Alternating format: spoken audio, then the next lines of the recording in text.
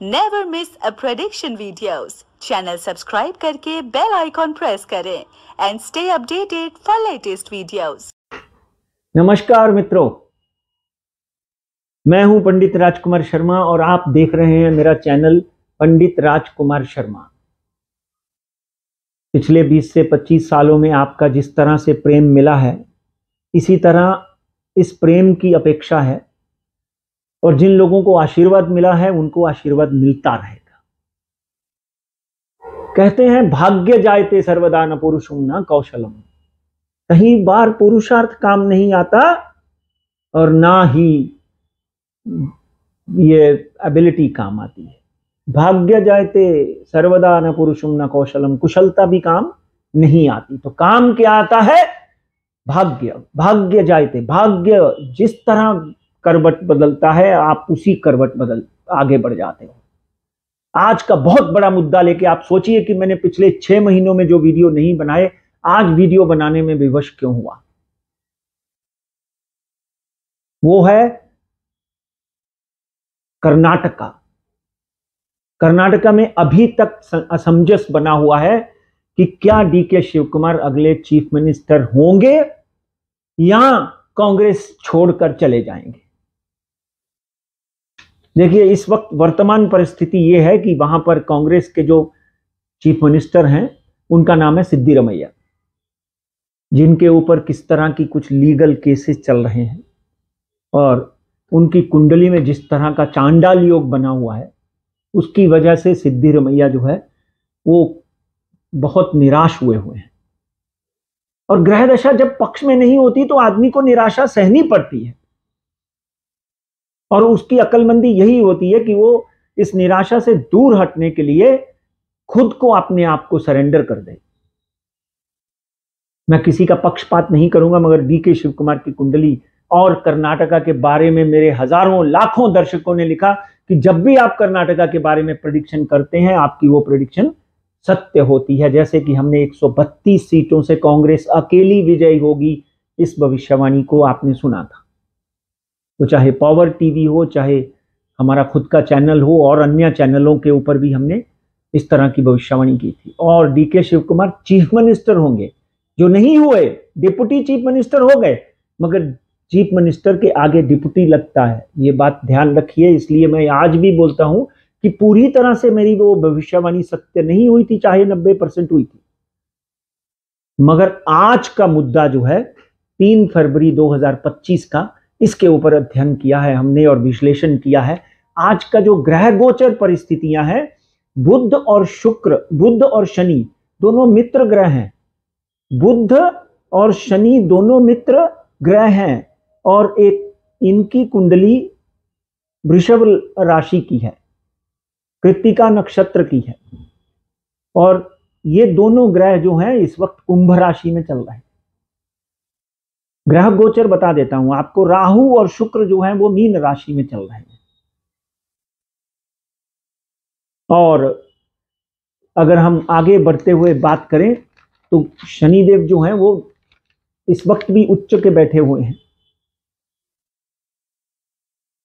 सूर्य, शनि और बुध कुंभ राशि में, सूर्य, शनि और बुध। और क्योंकि बुध का परिवर्तन हो जाता है और गुरु जो है वो शनि की राशि में वृषभ राशि में बैठे हुए हैं। शनि के नक्षत्र में वृषभ राशि में बैठे हुए हैं। और शनि का नक्षत्र जो है वो कहीं ना कहीं डीके शिव कुमार को चीफ मिनिस्टर बनाता हुआ दिखाई देता है। 11 फरवरी से लेकर, ध्यान रखिए, 11 फरवरी से लेकर 22 मार्च तक कुछ ऐसा वातावरण बन सकता है जिसमें डीके शिव कुमार जो है, यानी अभी रिसेंटली की बात कर रहा हूं मैं, डीके शिव कुमार जो है वो मुख्यमंत्री बन सकते हैं। और सिद्धिरमैया की कुंडली जो आज भी किसी के पास उपलब्ध नहीं है, उनकी बॉडी लैंग्वेज देखते हैं, कर्नाटका का लैटिट्यूड लॉन्टिट्यूड देखते हैं और आज की ग्रह गोचरीय अवस्था देखते हैं, क्योंकि शनि 29 मार्च 2025 को मीनाभिलाषी हो जाएंगे, मीन राशि में चले जाएंगे। इसलिए मीन राशि में जाने से पहले पहले शनिदेव जो हैं वो डीके शिव कुमार को एक बार पुनः मुख्यमंत्री बना सकते हैं। डीके शिव कुमार की कुंडली का जब हम अध्ययन करते हैं तो सूर्य, चंद्रमा, बुध, कुंडली की बात कर रहा हूं मैं, गोचर उनके फेवर में चल रहा है, मगर कुंडली में बुध और चंद्रमा रेस्टलेसनेस लाते हैं। सूर्य के साथ में चंद्रमा ऐसा लगता है कि जैसे गरम गरम चाय में आइस क्यूब डाल दिए होते हैं। उनका जीवन बड़ा ही आंदोलनकारी रहा। कांग्रेस के लिए मर मिटने वाले डीके शिव कुमार, जिनको अभी तक हाईकमान ने संधि नहीं दी। कोई बोलता है कि राहुल जी को नहीं चाहिए, कोई बोलता है सोनिया जी को नहीं चाहिए, कोई बोलता है प्रियंका जी को चाहिए। तो ये चाहिए वाली परिस्थिति छोड़ दे कांग्रेस, क्योंकि अगर कांग्रेस ने देखा हो कि ये चाहिए ना चाहिए वाली परिस्थिति महाराष्ट्र में हुई और उसी परिस्थिति का खामियाजा उनको हरियाणा में भुगतना पड़ा। जो मेरे आज का टाइटल है, क्या डीके शिव कुमार कांग्रेस छोड़ देंगे, इस बात को नजरअंदाज मत करिए मित्रों। उनकी कर्म स्थान में गुरुदेव बैठे हुए हैं जो बहुत ही उत्तम है, और राहु पंचम भाव में बैठा हुआ है, यानी उनके बच्चों के घर में बैठा हुआ है, और केतु जो है वो शुक्र के साथ 12वें घर में बैठा हुआ है। मगर ग्रह गोचीय व्यवस्थाएं जो हैं 11 तारीख से लेकर, क्योंकि शुक्र परिवर्तन हो चुके हैं, बुध परिवर्तन हो चुका है, कहीं ना कहीं आगे आने वाले दिनों में शुक्र पहली बार इतनी लंबी अवधि के लिए बदली हुए हैं मीन राशि में, गुरु की राशि में। शुक्र भी जो है वो गुरु है। हेमकुंदम ऋणालाभम दैत्यनाम परमम गुरुम सर्वशास्त्र प्रवक्तानाम तम भार्गव प्रणमामि। तो नंबर 1 की भविष्यवाणी यह है कि डीके शिव कुमार अगले 60 दिनों में चीफ मिनिस्टर बनेंगे, क्योंकि मैंने 5/1/2025 तक बोला था। मगर शनि की परिस्थिति देखते हुए, शनि शनय शनय चलता है, धीरे धीरे रिजल्ट देता है। 5 जनवरी तक तो बने नहीं, क्योंकि 5 जनवरी तक उनकी कुंडली में शनि में शुक्र की अंतर्दशा चल रही है।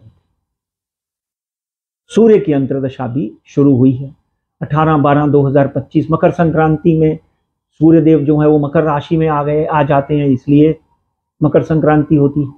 तो सूर्य भी जो है वो डीके शिव कुमार को फेवर कर रहा है, गुरु शनि के नक्षत्र में उनको फेवर कर रहा है। इसलिए डीके शिव कुमार को एक बड़ी उपलब्धि 29 मार्च 2025 से मिलती हुई दिखाई देती है।